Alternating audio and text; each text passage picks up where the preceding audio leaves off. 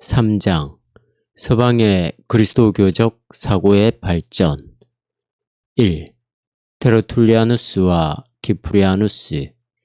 우리는 이미 서방이 삼위일체론의 논쟁이나 그리스도론의 논쟁과 같은 주요한 신학적 논쟁의 결착에 대해서 끼쳤던 영향을 지적했고, 모나르키아론의 발전에 대한 서방의 의의를 지적했다. 그리고 서방이 안디옥 학파와 동맹을 맺고 단의지론을 거부했다는 것도 아울러 지적했다. 또한 우리는 테르툴리아누스가 반영지주의적 교부의 한 사람으로서 지닌 곧 존재론적 문제를 해결하기 위해서 신학의 용어를 만들어냈고, 그리스도론이나 삼위일체론의 문제를 동방의 진행 방향에 맞서서 해결하는 데 공헌했던 인물로서 지닌 의의에 대해서 말했다. 끝으로 우리는 그가 몬타니즘의 대표적 인물로서 비전통적인 새로운 교회 사상에 대한 선구적 주창자였다는 사실에 대해서도 언급했다. 우리는 다시 그가 스토아주의자이기도 해서 이성의 의미를 인정하고 있으며 그의 체계를 이성을 바탕으로 세웠다는 것도 알았다.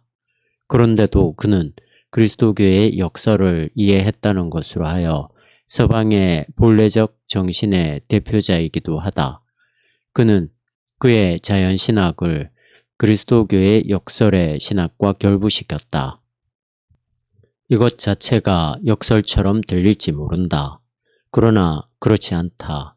왜냐하면 인간의 혼은 본래 그리스도교적이다 라는 것은 구원이란 인간의 피조적 본성의 부정이 아니고 그것의 성취라는 것을 의미하고 있기 때문이다.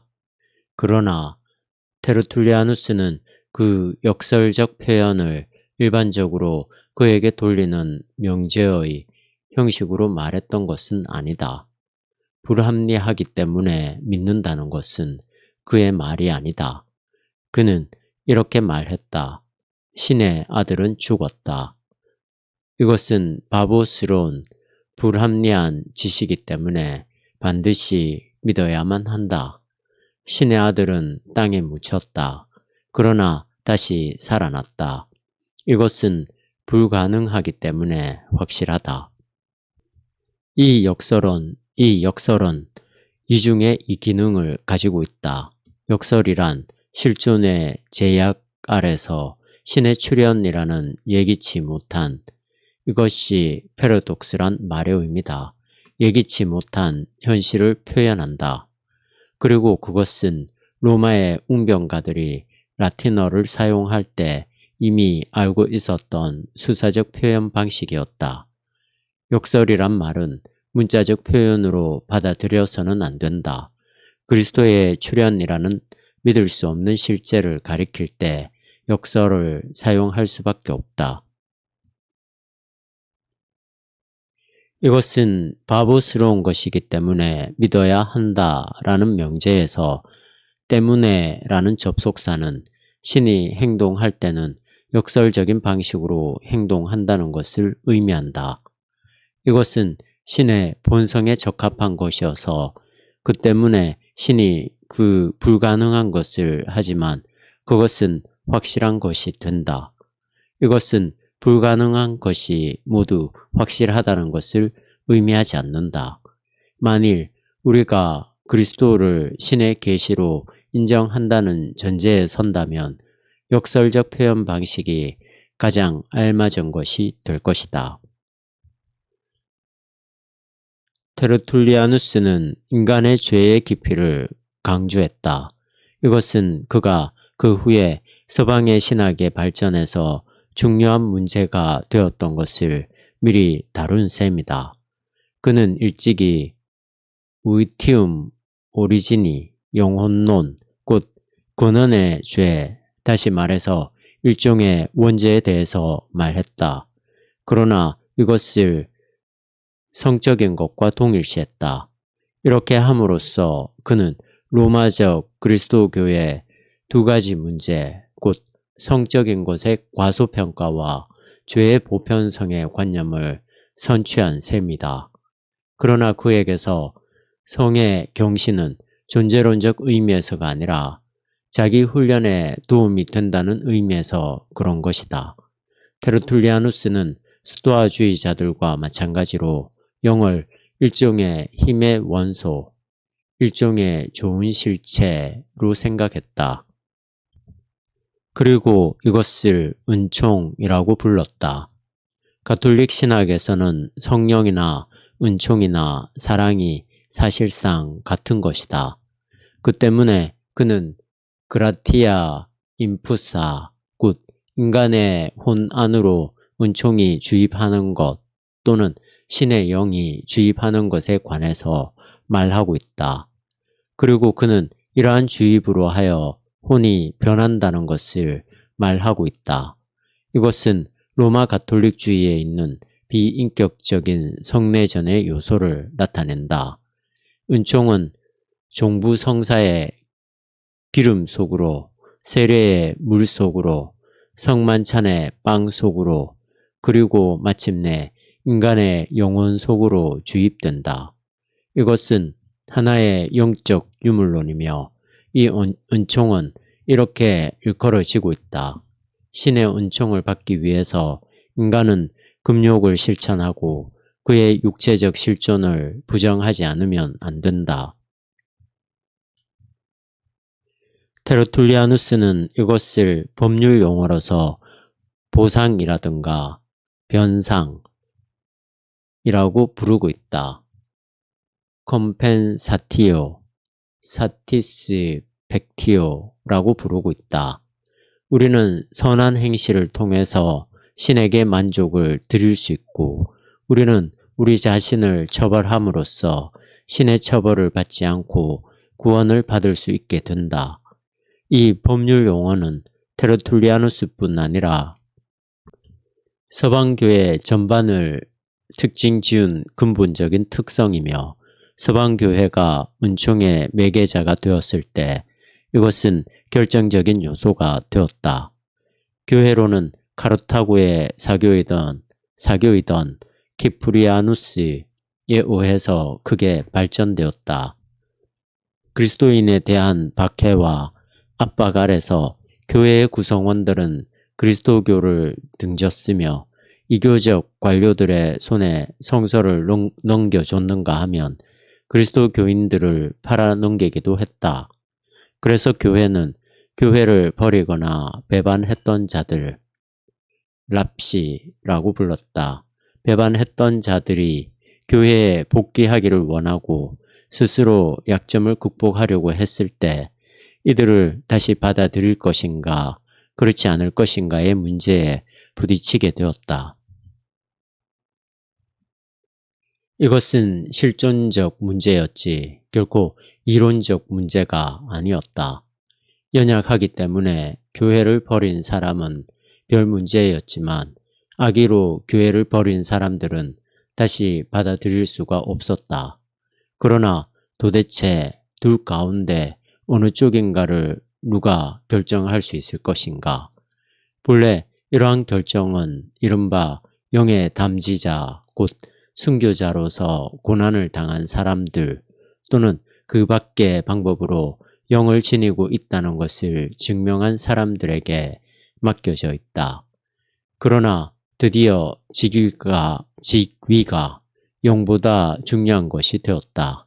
이리하여 교회를 버렸던 사람에 대한 판정은 교회를 대표한 사제에게 맡겨지게 되었다. 사교는 아주 너그러운 방법을 택했다. 몇 번이고 교회를 버렸던 사람들도 받아들였고 죽어 마땅한 큰 죄를 지은 사람조차 받아들였다. 교회는 보편적 교회가 되었고 따라서 누구도 배제할 수 없게 되었다.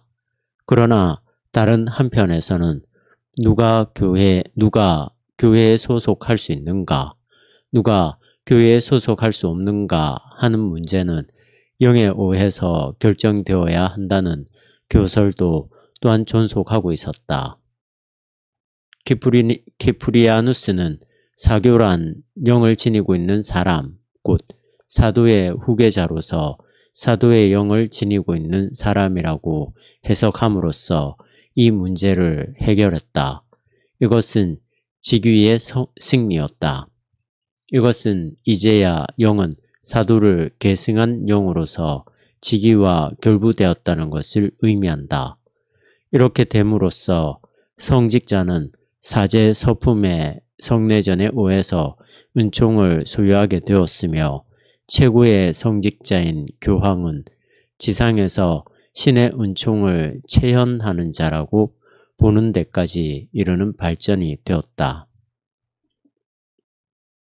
이단자나 종파 분리자에게 세례를 받았던 사람들에 대해서도 똑같은 문제가 제기되었다. 이단자와 종파 분리자는 혼동해서는 안 된다. 이단자란 다른 신앙을 가진 사람이고 교회의 교리를 배반한 사람이다. 여기에 대해서 종파 분리자는 예컨대 사교들 사이의 싸움이라든가 로마의 사교를 인정하기를 거부한다든가 하는 이유로 해서 교회로부터 분리되어 교회 정치적으로 다른 방향을 취한 사람이다. 따라서 교회가 동방교회와 서방교회로 분리된 것은 분파화다. 로마는 동방교회를 프로테스탄트처럼 이단 운동으로 보지 않았다. 프로테스탄티즘은 로마의 사교를 인정하기를 거부할 뿐 아니라 교회의 바탕을 이루는 것을 공격하기 때문에 이단 운동이 된 셈이다. 그런데 문제는 이 집단들이 베푼 세례가 유효한가 그렇지 않는가에 있다. 키프리아누스가 내린 대답은 다음과 같은 것이었다. 문제는 세례의 행위가 예전적으로 올바르게 실시되었는가 그렇지 않은가에 있을 뿐이다. 누가 그것을 실시했는지 그 인격은 문제가 아니다. 이 해결은 교회를 버린 사람들의 문제의 경우와 마찬가지로 객관주의적 사고를 거듭한 승리를 의미한다. 키프리아누스는 새로운 교회론을 제시했다. 그에게 있어 교회는 이미 성도의 교제가 아니고 다시 말해서 이교로부터 구출된 자의 교제가 아니고 구원의 제도다. 아니 유일한 구원의 제도다.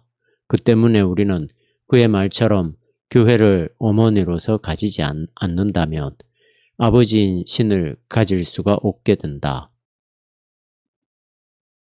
왜냐하면 교회 밖에는 구원이 없다고 하기 때문이다. 이것이 교회만이 구원을 부여한다는 사상이다. 교회는 사교직 위에 세워져 있다. 키프리아누스는 사교직 위에라고 말한다. 이것은 신적인 법에 의해서 확정되어 있다.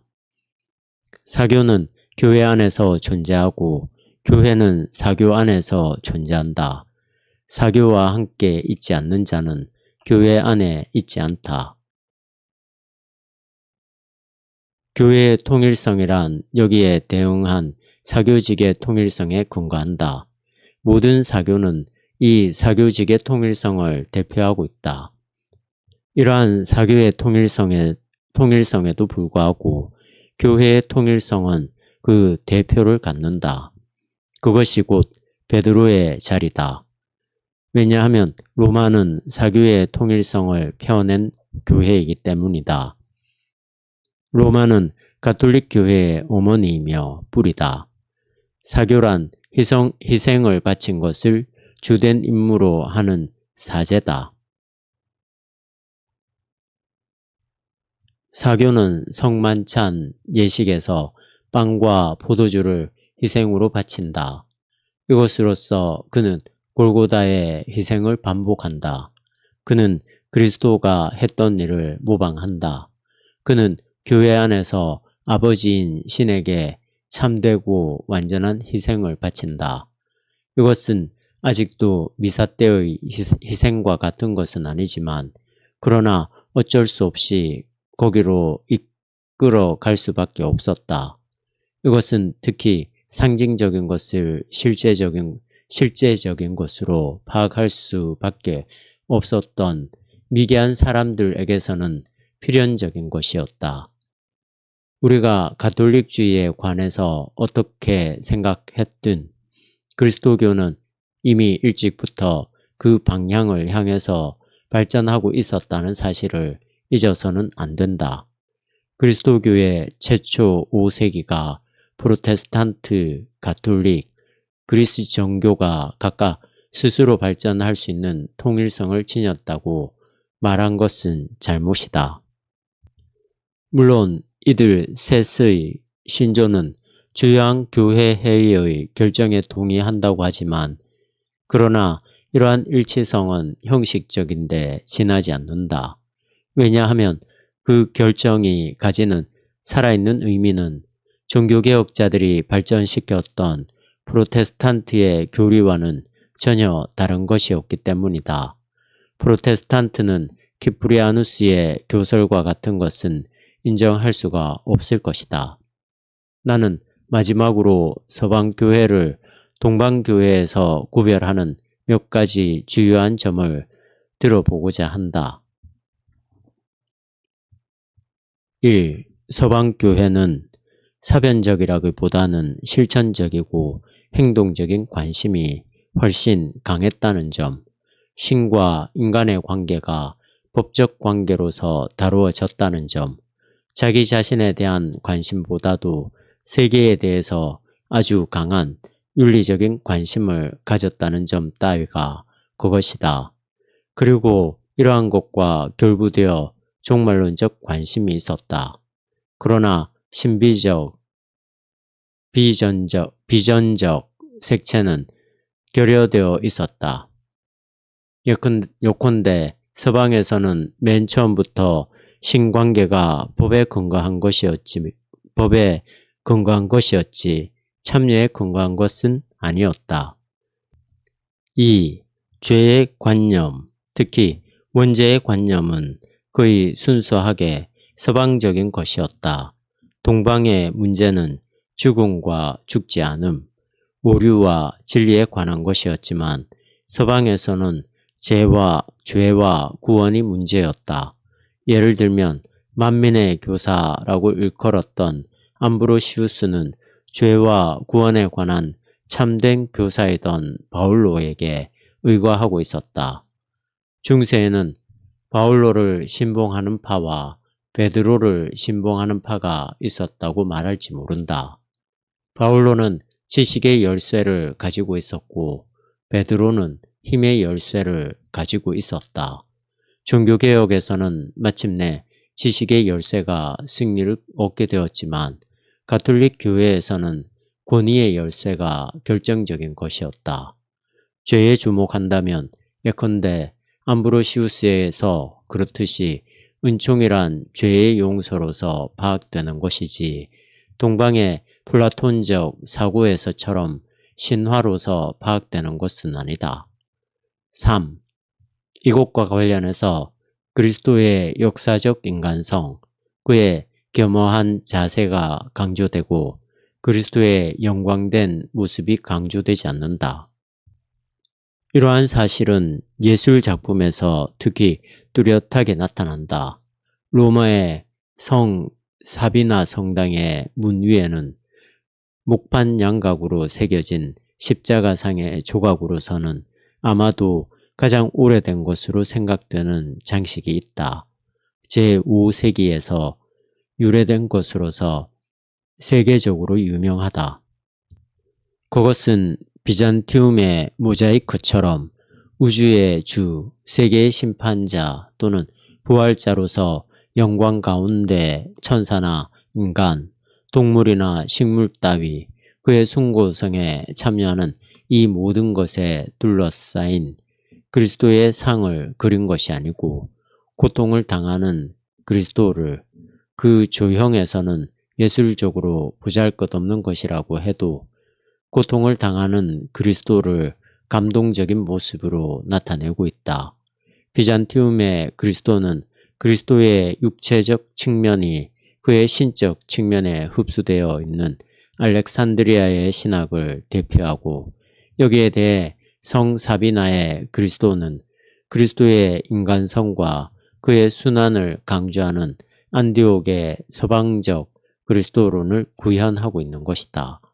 초기 고딕 회화에 나타난 십자가상의 대부분은 현대 19세기 교회로서 이것을 받아들일 만한 교회는 아마 한 곳도 없을 정도로 처참하게 그려져 있다.